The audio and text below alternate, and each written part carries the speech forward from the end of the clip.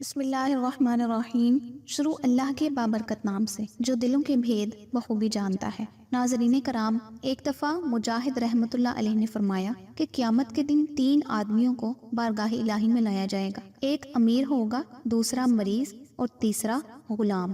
امیر سے کہا جائے گا کہ کس چیز نے تجھے میری عبادت سے روکے رکھا؟ وہ عرض کرے گا، مال کی کثرت نے مجھے عبادت سے غافل رکھا۔ پھر سیدنا سلیمان علیہ السلام کو پیش کیا جائے گا اور آپ علیہ السلام کی بادشاہت کی جھلک دکھا کر پوچھا جائے گا کہ تمہارے پاس زیادہ دولت تھی یا ان کے پاس؟ امیر آدمی کہے گا، ان کے پاس زیادہ مال و دولت تھی۔ کہا جائے گا کہ اتنے مال اور دولت کے باوجود یہ میری عبادت سے غافل نہیں تھا۔ پھر مریض کو لایا جائے گا اور پوچھا جائے گا، میری عبادت سے کیا چیز مانے تھی؟ وہ جواب دے گا، میں بیمار تھا۔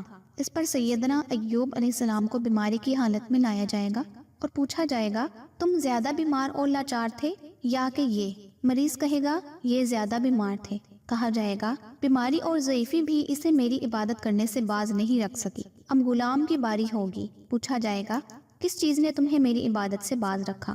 جواب دے گا، میں غلام آدمی تھا۔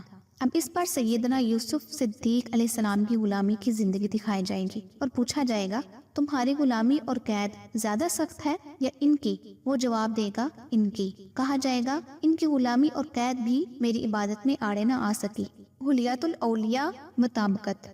ناظرین، اب ان حالات میں میرے اور آپ کے پاس کیا عذر ہے؟ آئیے توبہ و استغفار کرتے ہوئے اپنے گناہوں کی معافی مانگیں اور مالک کائنات اور خالق ارض و سما کی عبادت میں جٹ جائیں۔ اس نے ہمیں اور جنوں کو صرف اپنی عبادت کے لیے پیدا فرمایا ہے، اور اگر بدقضائے بشریت گناہ سرزد ہو جائے تو معافی مانگنے میں دیر نہیں کرنی چاہیے۔ سیدنا ابو سعید رضی اللہ تعالیٰ عنہ سے روایت ہے کہ اللہ کے رسول صلی اللہ علیہ وآلہ وسلم نے ارشاد فرمایا، شیطان نے اللہ تبارک و تعالیٰ سے کہا، اے میرے رب، تیری عزت کی قسم، جب تک تیرے بندوں کی روحیں ان کے جسموں میں ہے، میں انہیں برابر بہکاتا رہوں گا۔